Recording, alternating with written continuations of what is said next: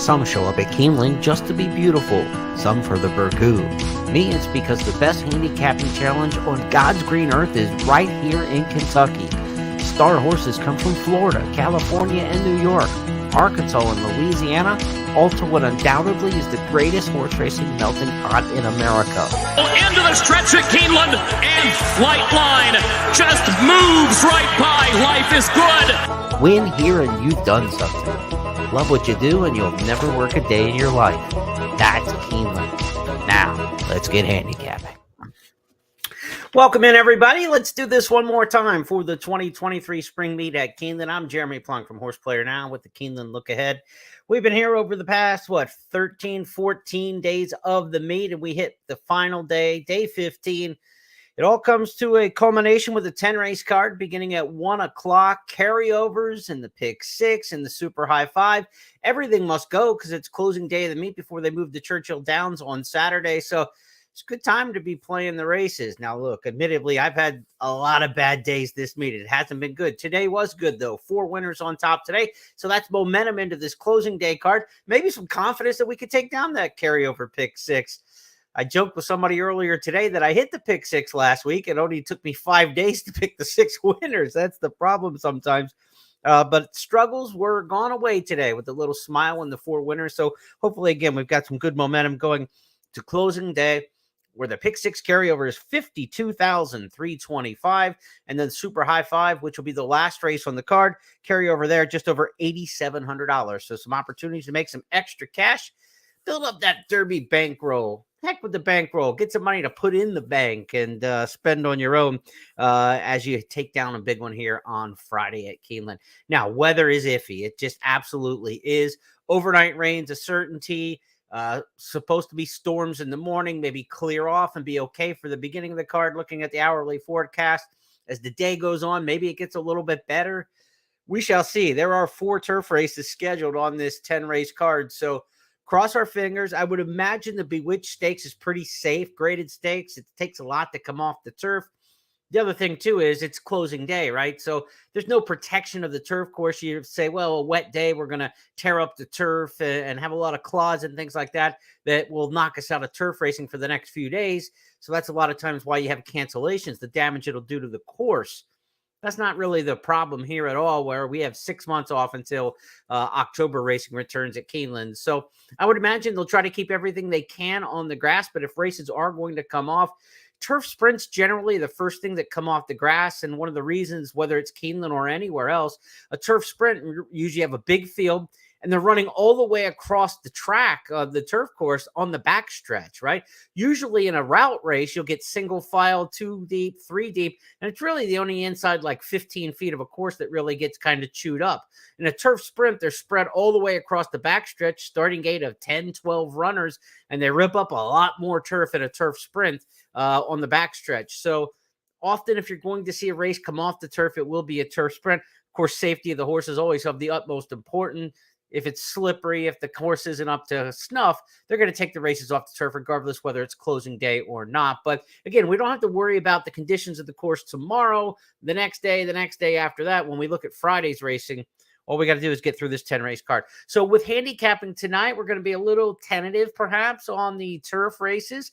When we get to the turf races, I'm going to give you a little bit of a dirt alternative, but it's very hard for a public handicapper to handicap in advance for an off-turf race because you have no idea who's going to be left in the race. It's easy to say, well, this horse has entered main track only, but who are they up against? How can you? I'm a pace handicapper, so if I don't know who's in the field, it's very difficult for me to put together a race shape, right? I mean, who's going to be left? There could be 3 speed horses left in the race. There could be 1 speed horse left in the race, and that's where my handicapping would go towards a lone speed situation. But you have no idea how a race may, when it comes off the turf, end up in the entries when we actually get to the starting gate. So we'll be a little versatile on the turf races tonight and try to give you some hints and horses you may want to consider in the event that we happen to be off the turf. A couple things before we get to this closing day 10-race card, and we'll share the picks of all the public handicappers at Keeneland. Jockey trainer races. If you've seen this act before, you have. Every Keeneland meet 2020 forward since the fall of 2019 has come down to the same two guys for leading jockey and the same two guys for leading trainer. Since 2020 at Keeneland, the leading jockey during the spring or fall meet, for that matter, has either been Luis Saez or Tyler Gaffalione.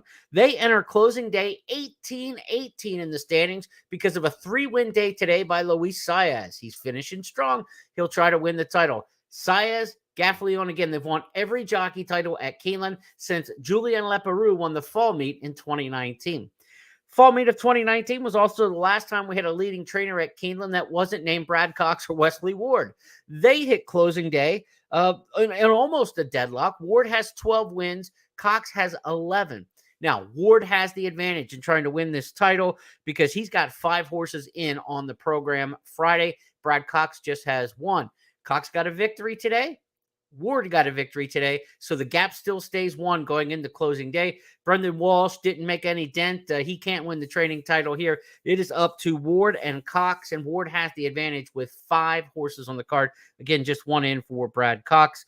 If you look at these guys, I mean, again, the last 5 spring meets at Keeneland, one of these 2 trainers was the leading trainer. So it's, old story, new story, something old, something new. It's what we're used to seeing here at Keeneland, and these dominant barns and dominant jockeys have had that same kind of impact here during the 2023 spring meet.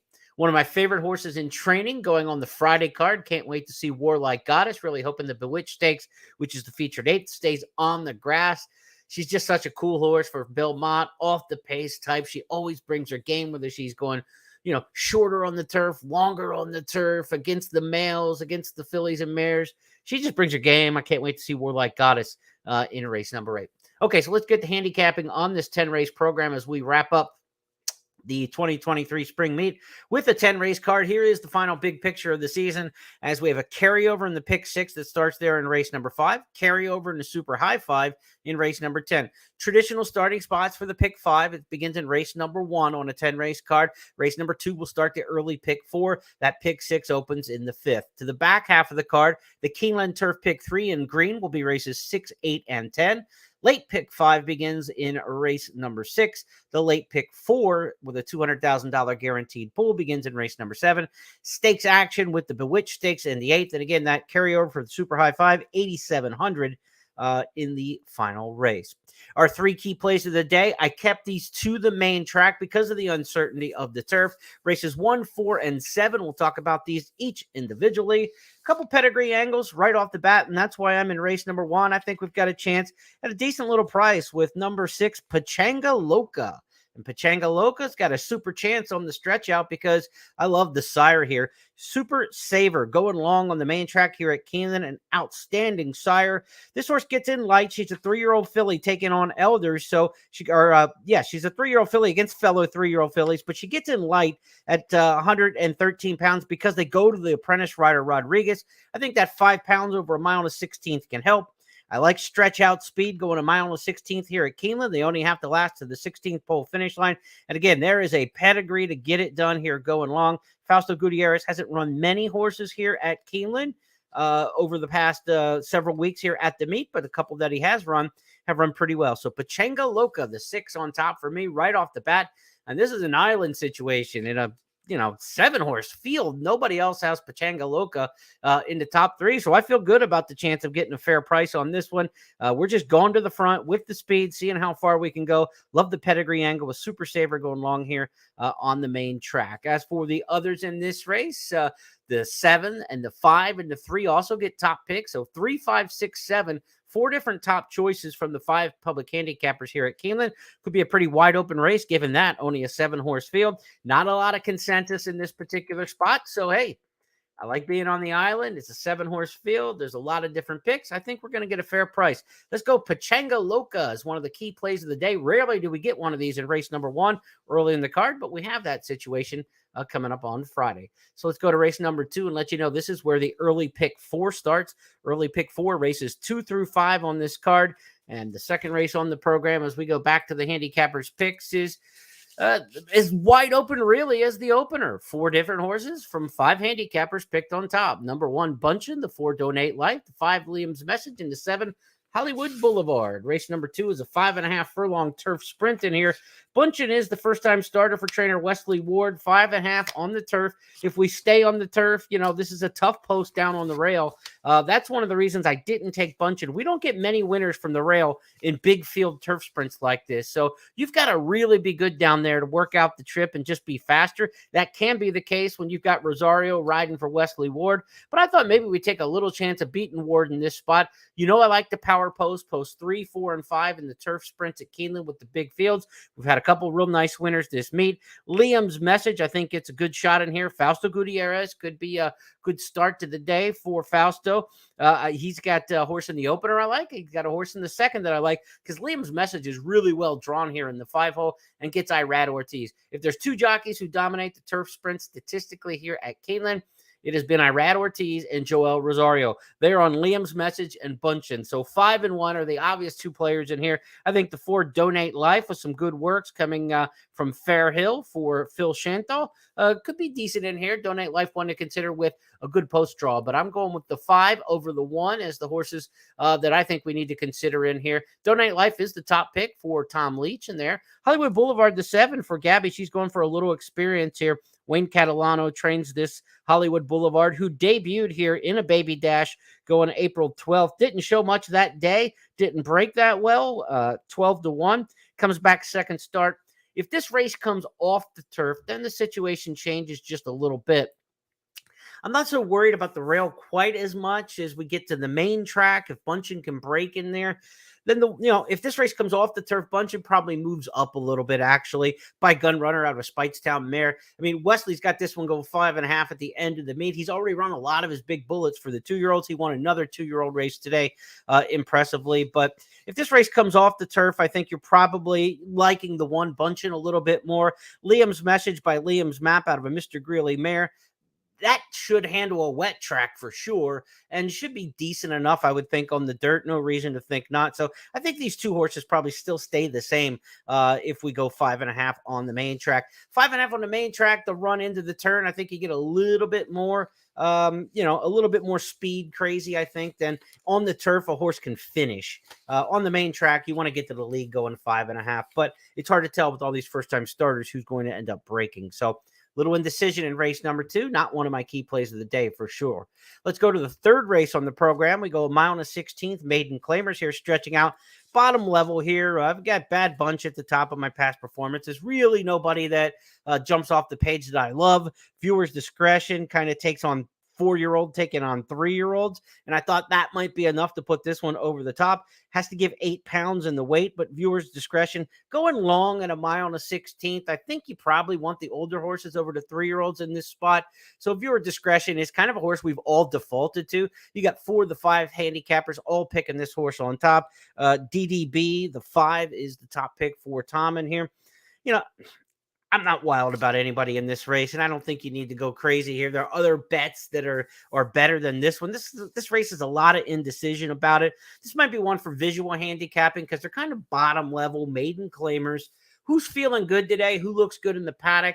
Listen to Scott and Gabby on the handicapping show, on the simulcast show live. Who's looking good warming up on the track? That would be a horse who feels good. These are not going to be like star horses in this race. Nobody wants to be a maiden claimer going long. They just end up in maiden claiming route races.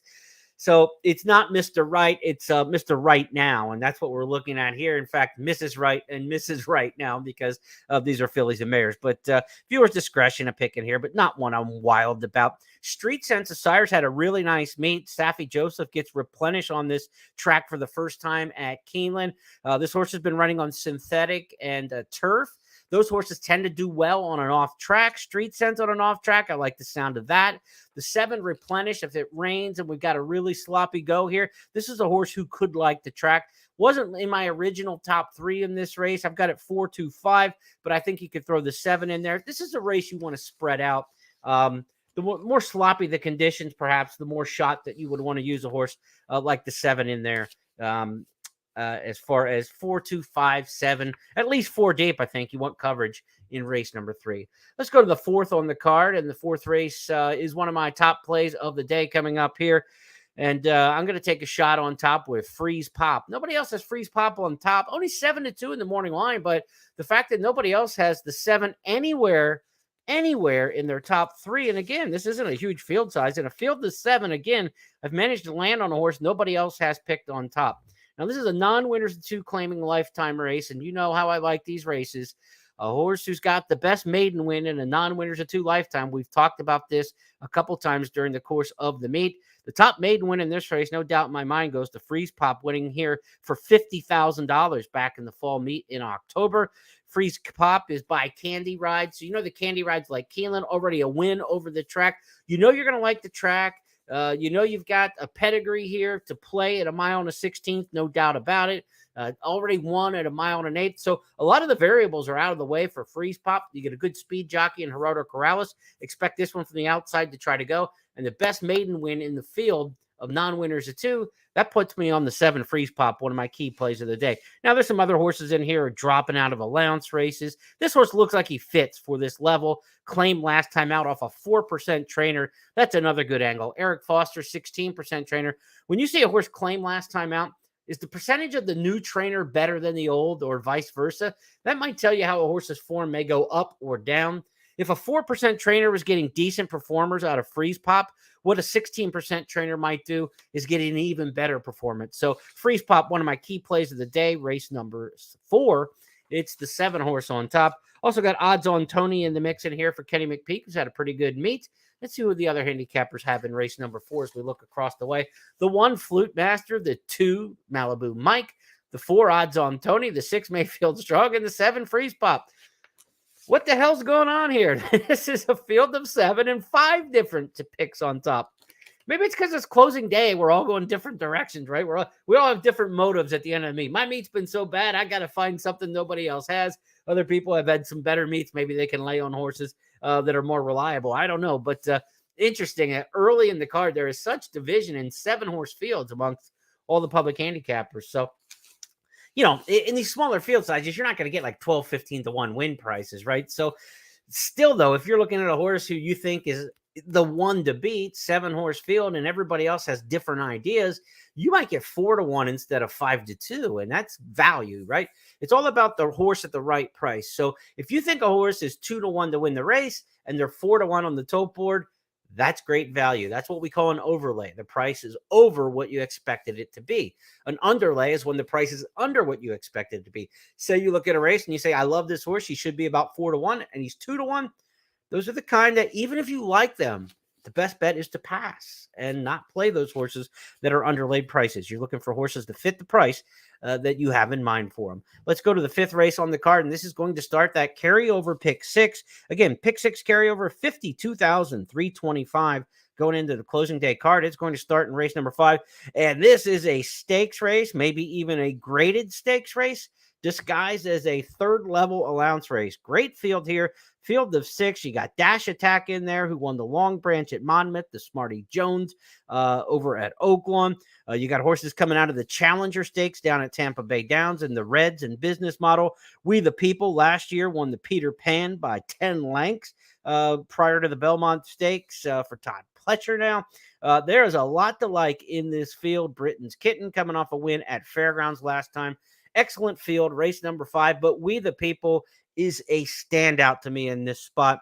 3 horse with Irad Ortiz. Rudolph Brisset was the trainer last year. Windstar Farm, Bobby Flay and company turned the controls over to Todd Pletcher. This horse has been working really well at Palm Beach Downs. Gets a 1.8 miles for the comeback. That's not the easiest comeback distance, but when you talk successful 1.8 miles dirt trainers at Keeneland, nobody's close to Todd Pletcher in terms of number of victories at 1.8 miles on the main here. I would expect We the People to be very, very difficult to beat in this spot. And if it comes up wet, you can just, I think this horse, I mean, the Peter Pan was listed as a good track seal, but that was a wet track that day when this horse ran off in the Peter Pan by 10. If it's a wet track, We the People even moves up further on it. Certainly the horse to beat. Dash Attack, the 1, loves a wet track as well. That would be the other one to use. The sloppier the conditions, the better for Dash Attack. So to me, it's 3-4 hero status. I like in here a bit. The 2 Business Model for Brendan Walshbarn, who's had a fantastic meet. But again, the wetter it gets, the more that 1 Dash Attack would be in your consideration for the exotics. but I'm talking underneath exotics because I would just single we the people in here in race number 5. And, looking at the public handicappers, we couldn't agree on much the first 4, but we're pretty much in agreement on this one. Hero Status, my second pick, is the top pick for Gabby. So if you're going to try to beat the favorite, maybe do it with the 4. Again, not a lot of love in here for the 1 Dash Attack, but as we do our handicapping 24, 48 hours in advance for the different publications that we have to do it for, the wet track factor for Dash Attack is going to factor into your handicapping in here. I can't imagine that Dash Attack wouldn't be in anybody's pick top 3 if we knew this race was absolutely going to be on a sloppy track. Let's go to the 6th race next up on the program, and the 6th race is going to kick off the late pick 5 and the Keeneland Turf pick 3. Keeneland Turf pick 3, a little bit in jeopardy. Will we have it? I think if they take races off the turf, we still keep the turf pick 3 as long as we have one of them on the grass. So keep an eye on the updates, the changes tomorrow morning. The Today at Keeneland show at 11:30 a.m. Eastern with Scott and Gabby. We'll give you updates on that sort of thing. Keeneland social media channels as well. But I think we'll have a Keeneland Turf pick 3. Maybe some races do come off, but I think we'll still have the turf pick 3. 6th race is a mile and 3/16 maiden special weight. This is a very tough race for any public handicapper because, again, we don't know if we're going to stay on the surface. And there's also some also eligible horses you really got to consider. The 16 Sri Lanka may absolutely be the horse to beat if she draws into the field. She's in the 16 hole. Again, it's a random draw for also eligibles. So it could be any one of the 4 also eligibles. Just because you're 16 doesn't mean you're less likely to get in the field than the 13, 14, or 15. That's a random draw at that point. But if the 16 Sri Lanka gets in, an absolute contender here in race number 6. I didn't put the also eligible in because I'm trying to handicap the race on the main body of the field to start out with. I went with the 8 Salabia for Brendan Walsh and Tyler Gaffleone. Strong connections at the meet. They've done so well. Blinkers on here. I like the Gulfstream Turf horses. They haven't been as dominant here on the grass in the spring as we've seen in some past meets. The Turfway horses have completely outrun their odds.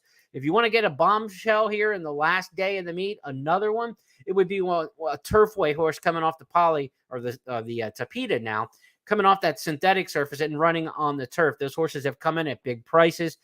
I'm still maybe stubborn with that, but the quality of the Gulfstream Turf horses I prefer.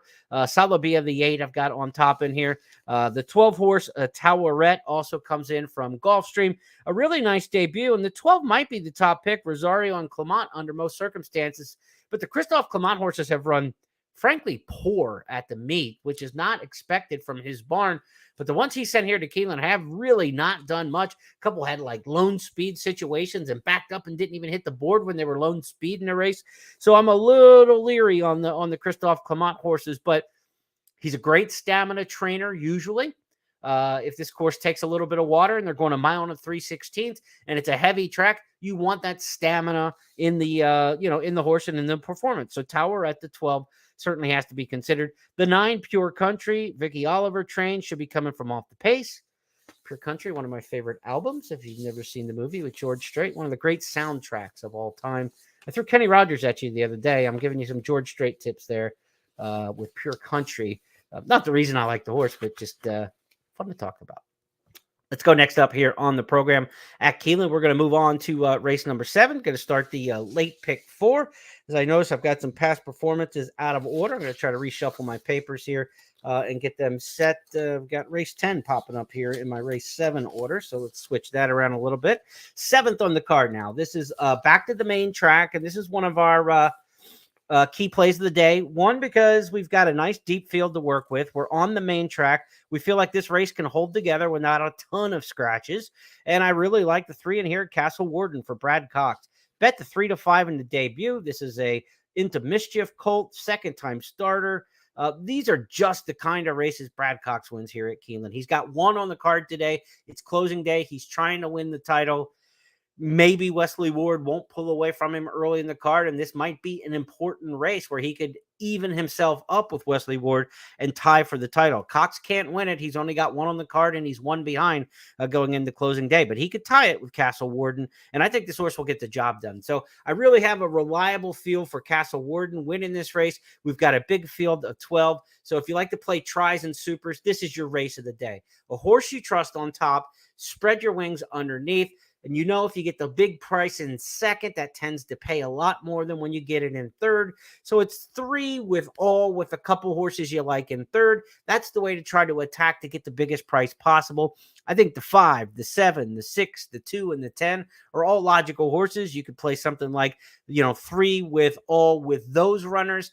50-cent combination. Hope you get some big bingo in the middle, and you might be turning a ticket that's, I don't know. Let's see, what do we got? 5 by, it'd be like a $27 ticket. You might be turning a $27 ticket into a couple $100 by doing it that way. So 3 with a big price in the middle, and then the logical horses finishing in the third spot. That's how I'm going to attack race number 7. Really, a trifecta race that you want to go after. I think it's also a race that kicks off the late pick 4. I think in a deep field with some other decent options in here, I think you take the Brad Cox horse and you don't mess around. My Bad Boy Frank is for Ian Wilkes, another horse by Into Mischief in this same race. Colton here. Wilkes has had a great meet, but in the head-to-head, Cox versus Wilkes, I'm going to take Cox in that showdown. And you get Florent Giroux on Castle Warden. My Boy Frank going to be paired with Julian Leperoux, who's only got 1 win at the meet. So I'm in hard for the 3 Castle Warden, race number 7. I think a key play and reliable. Let's go to the other handicappers and see what they've got here in race number 7. As I'm on Castle Warden in here, it's Bad Boy Frank everywhere else. So everybody else is on the Ian Wilkes train. We were on him for a long time. Castle Warden, the second pick. Look, this looks like a 3-5-5-3, right? So if you're playing multi-race wagers, a lot of people are going to go too deep in this spot. I think you single Castle Warden. You get half the price of the ticket by doing so. And you can double down on your bet for the same amount of money by going with the single instead of the 2 deep. So I'm against the flow in this one. Bad Boy Frank, top pick by everybody else. Give me Castle Warden, and we'll take our chances in the 7th. On to the 8th we go, and there's total agreement on the star mare, Warlike Goddess. She's the favorite to win the Bewitch Stakes for the 2nd year in a row. She's run at Keeneland 3 times in her career. She's got 2 wins. She's got a 3rd place finish amongst those. She won the Bewitch in 2021. She won it in 2022. The only time she's been beaten here, she was 3rd, beaten a half length in what I think was a terribly timed ride in the Breeders' Cup Filly and Mare Turf. I think she was best that day, made the lead too soon, and just got nabbed on the wire that day by Love's Only You from Japan. That race out at Del Mar. That wasn't the race at Keeneland where she was defeated.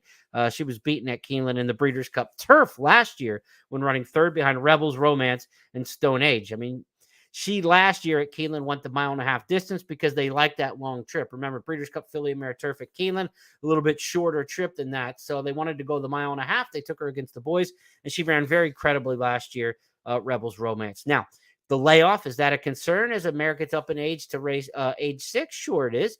But she's run well off the layoffs in the past. The Bewitch last year was her first start since the Breeders' Cup. She came right back and won it. When she won the Bewitch Stakes back in 2021, she had run a little bit already that year, but she had won the Orchid Stakes at Gulfstream Park. So she runs well, fresh, early in the year. I would expect Warlike Goddess to be on her game. If you're going to beat her in this spot, Temple City Terror is a quality mare. She's also age 7, though. She's had 1 start this year. Wasn't as good as you'd like to see. It was against Shanty Sarah down at Tampa Bay Downs. Different kind of turf course there at Tampa. Much firmer turf ground down there. Kind of a short crop turf course. She won the Dowager Stakes here during the fall meet. It was just kind of the fall sister race to the Bewitch. So she can run well over this track. Maybe she improves second start off the layoff. She did win second off the layoff in the Kirtana Stakes back in May of 2022. So it's a good form cycle for her. It's Warlike Goddess, Temple City Terror. Anybody else to me would be a little bit of a surprise. We don't know what to make of the Italian mare in here, Sopran Basilia. Graham Motion trains. Nobody has more 1.5 mile turf wins at Keeneland than Graham Motion. He won another one today on one of our top picks. I think we got $8 on that winner today. So if you wanted to take Graham with the first-time U.S. mare, Sopran Basilia gets Luis Saez. And again, we're getting down to the wire with Saez and with Tyler Gaffleone here, as a couple races are left in the meet. This could be deciding the riding title as we get to races 8, 9, and 10. But I think Warlike Goddess takes it. Temple City Terror, the most likely opposition to her. But I would single in this particular spot. If I get beat with Warlike Goddess, I'll just accept it and move on. But I think we got back-to-back singles here. We single Castle Warden in the 7th. We single Warlike Goddess in the 8th. to race number 9, we go next. And the 9th race is the final race scheduled for the main track at the meet. This is a race where a la carte picked on top by Kim, by Scott, and by myself. Debate, my second choice, is Tom's top pick in here. And Gabby's on the island with the 6, Bourbon Heist, as we look at race number 9. The one a la carte is Bill Mott. This is a really well-bred 5-year-old, lightly raced gelding. Look, he's had some problems. Did not debut until the 5-year-old season by Uncle Mo out of Lee Court. Lee Court was a really sharp sprinter. Really good sprint mare. But this 5-year-old did not debut until February of this year. A la carte was second in the debut with a 96 buyer, running a big one behind Lakota Territory. Huge gap back to the 3rd place finisher. If you ever want to see if a race is legit, like 2 horses hit the wire together, what's the gap to the 3rd horse? When the 3rd horse is like 9 behind, it's usually a pretty good sign this race was fast. And at 109 and 4, it was 2 fast horses doing it, not the track making them run 109 and 4. It wasn't a souped up track, because that gap of 9 to the 3rd place finisher tells you they were exceptional up front. Second start for a la carte, another 90-plus buyer with an easy victory at 1-5 down at Gulfstream. Now comes up, stretches out to 7 furlongs. I like the pedigree for that. Uncle Mo, Lee Court. Bill Mott's horses have run well at the meet. He hasn't had a ton of starters. For the most part, though, they've run really well. He did have a little stretch, what was it, Saturday or Sunday, where he had like two horses beat at 2-5 or something like that. So Mott can get beat with a short priced horse, and this will be one. So if you're talking about another single in the pick 4, the pick 5, not here. Even if this horse is a short price, we've seen the Mott horses get beat a couple times in the last 4 or 5 race days at very short prices. So while a la carte is my top pick, the obvious choice in here, this is not a race to single, because if a la carte gets beat, I think that helps your price on some other horses. I think the 2, the 4, and the 6 are all other options. I would go 4 deep in this race, even though just a 7-horse field. 1, 2, 4, and 6. We respect the form of a la carte. This is not a horse who I think is, damaged goods or a bad favorite.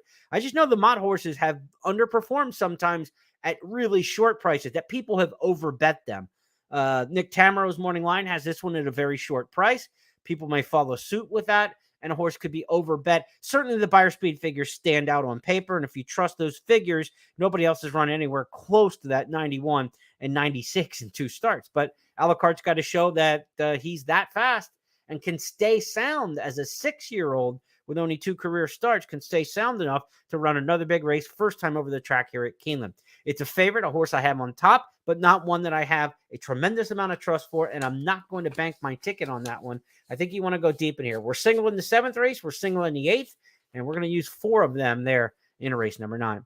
Okay, so we wrap things up in race number 10. This will be the final race of the meet. First level turf mile allowance in race number 10. And this is the final leg of the Keeneland Turf Pick 3. I want to remind you that the Super High 5 carryover going into this race is $8,730. So Super High 5, we got a big field in here with a little $8,000 carryover, chance to get a little bit extra cash on the way out the door. I went with Dunedin in here, the 7, Luis Saez. This could be the one maybe that gives him the riding title. Again, Saez and Gaffleone are tied coming into closing day, both with 18 wins on the meet. Saez won 3 on Thursday to make this a race into the final day of Friday. As far as Gaffleone goes, he rides Turf King in here, the 3 for Chad Brown, the son of Kingman. And we've seen Chad Brown do really good things with these offspring of Kingman over the years. So Turf King coming off the synthetic race at Gulfstream Park. If this race comes off to the dirt and it's a wet track, I'm not so sure Turf King is the kind of horse who's going to want to run on wet dirt, with that pedigree. Dunedin, on the other hand, Munnings, Hold Me Back, pretty versatile sire. I would think Kelsey Danner, also a barn. Like, look, too, I mean, this is part of the consideration, too, when a race comes off the turf, right? Who are the connections? Chad Brown's got a million places with Belmont opening and everything like that where he could run Turf King. If he doesn't want to run this horse on a wet track, he's got a million good options. Kelsey Danner's got a chance to be a favorite or a major contender to win a race at Keeneland. If the race comes off the turf, Kelsey Danner still has a big chance at a $110,000 purse for what could be a horse who's, really strong for this stable. Dunedin is a horse who's stakes placed already, and this is a good one for the barn. So $110,000 purse, some of the big favorites may come out. If this race goes from turf to dirt and they go on a sloppy main track, There's a good chance Turf King doesn't run, and a horse like Dunedin does because of the connections. They're in a little bit different situation. Doesn't mean that they're taking any risks or anything like that. It's that they've got a good horse in a barn that doesn't have a ton of good horses. And the barns that have a ton of good horses have the options just to kind of wait for a non-rainy day, if you will. So I've got it 7, 3, and 8 in the finale. Again, let's see what happens with this race, whether it stays on the turf or the dirt. It's the final race of the Keeneland Pick 3, Turf Pick 3. It's also the final leg of the carryover Pick 6, which starts in race number 5, and the carryover on the Friday card is going to be $52,325. Other top picks across the way. Dunedin also for Gabby. We've got More Than Looks for Kim and Tom. And Wico for Scott. So 11, 5, and 7. I'll get top billings here. A lot of people got Turf King in second. Maybe we're all getting cute. When everybody picks the same horse to run second, I've said this before during the meet, look at your public handicappers. Whenever everybody picks the same horse to run second, they're pretty much saying, this is the best horse in the race, but we're going to try to get cute and beat him. We'll see what happens with Turf King in the finale for the spring meet. That wraps things up. It's been a pleasure here. This is my 30th meet at Keeneland that I've worked. 15 years going back in time. Winners haven't come as prevalent as they have in other meets. You know, look, we showed a tremendous flat bet profit last spring. We showed a tremendous flat bet profit last fall. And we've shown a tremendous flat bet loss here during the 2023 spring meet. Always try to be honest with you. Finished up with a good day today with 4 winners. Let's finish the card on Friday with a big win. A lot of winners, cash some tickets, and head into Kentucky Derby week with a lot of momentum. You can follow me at Horseplayer Now and horseplayernow.com throughout the course of the year, not just during Keeneland.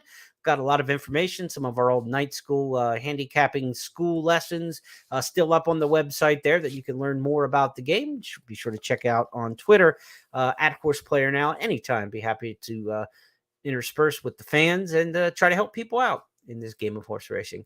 Good luck on Friday. Good luck in the Kentucky Derby. And God willing, we'll see you back here in the fall meet for the 23 fall meet. First Keeneland look ahead. That'll probably be on a Thursday for a Friday card, I'm guessing sometime in October. Good luck, everybody. We'll talk soon.